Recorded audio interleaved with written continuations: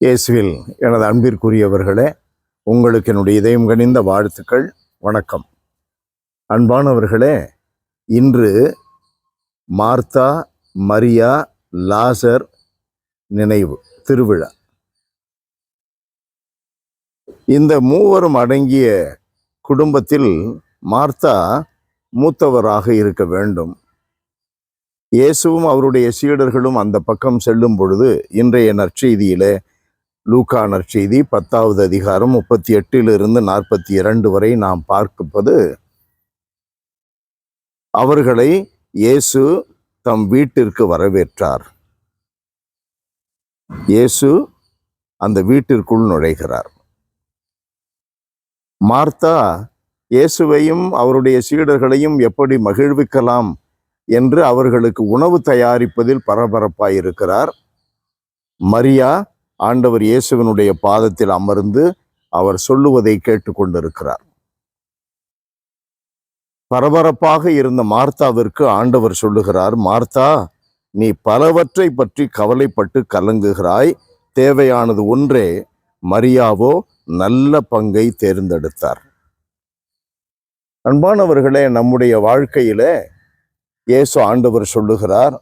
லூக்கா நற்செய்தி 9வது அதிகாரம் 25 நாம் வாசிப்பது, ஒருவன் உலகம் முழுவதையும் தனதாக்கி கொண்டாலும் கூட தன் வாழ்வை இழந்தால் அதனால் என்ன பயன்? ஆன்மாவை இழந்தால் என்ன பயன்? வாழ்விலே 1000 இருக்கலாம், அனைத்திற்கும் முதன்மையானதாக இருக்க வேண்டியது கடவுள். நம்முடைய விண்ணகத்தை நோக்கிய, நம்முடைய இலக்கை நோக்கிய நமது பயணம், அதற்கான நம்முடைய முனைப்பு. இந்த உலகிலே சில ஆண்டுகள் வாழ்கிறோம், ஆனால் அதற்கு பிறகு ஒரு நிலை வாழ்வு என்று ஒன்று உண்டு. அதற்கு நாம் என்ன செய்ய வேண்டும்? இந்த வாழ்க்கை பயணத்திற்கு எடுத்துக்கொள்ள வேண்டிய ஆயுதங்கள் உண்டு. சமாதானம், அன்பு, அமைதி, மகிழ்ச்சி எல்லாம் பரிசுத்த ஆவியினுடைய கனிகள். அயலான் அன்பு, கடவுள் அன்பு, அயலான் அன்பு, இவைகளை இந்த கூட்டுத்தொகை நம்முடைய வாழ்க்கையாக இருக்க வேண்டும். அப்பொழுது நாம் ஆன்மாவை இழக்க மாட்டோம். உலகத்தையே நம்முடையதாக்கி கொண்டிருக்கலாம். முதன்மையானதாக ஆண்டவரை வைத்திருக்க வேண்டும். முதன்மையானதாக இயேசுவினுடைய மதிப்பீடுகளை வைத்திருக்க வேண்டும். முதன்மையானதாக கடவுள் அன்பு, அயலான் அன்பை வைத்திருக்க வேண்டும். இதற்கு எதிராக நிற்பது உலக ஆசைகள், பண ஆசை. இவைகளெல்லாம் என்ன செய்யும்? நம்மை இந்த மண்ணுக்குள்ளே ஈர்க்கும், விண்ணுக்குள் விடாது.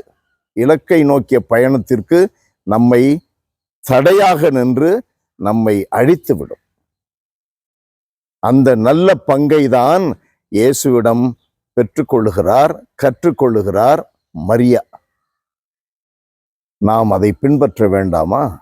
தினந்தோறும் இறை வார்த்தையை வாசிப்பது நமக்கு அவசியமானது. அந்த வார்த்தையின்படியே நடப்பது பாறை மீது வீட்டை கட்டிய அறிவாளிக்கு ஒப்பானது என்று இயேசு சொல்லுகிறார். நாம் அறிவாளியாக இருக்க விரும்புவோமா, முட்டாளாக இருக்க விரும்புவோமா? அன்பு நிறைந்த எங்கள் ஆண்டவரே, உம்மை போற்றி புகழுகிறோம், தாழ்மையோடு ஆராதிக்கிறோம். ஆண்டவரே, தினந்தோறும் நாங்கள் வாசிக்கின்ற உம்முடைய பரிசுத்த வார்த்தைகள் எங்கள் உள்ளத்தில் பதிந்து, அவைகள் எங்களுடைய வாழ்க்கை செயல்பாடுகள் வழியாக, வார்த்தைகள் வழியாக வெளிப்பட வேண்டும்.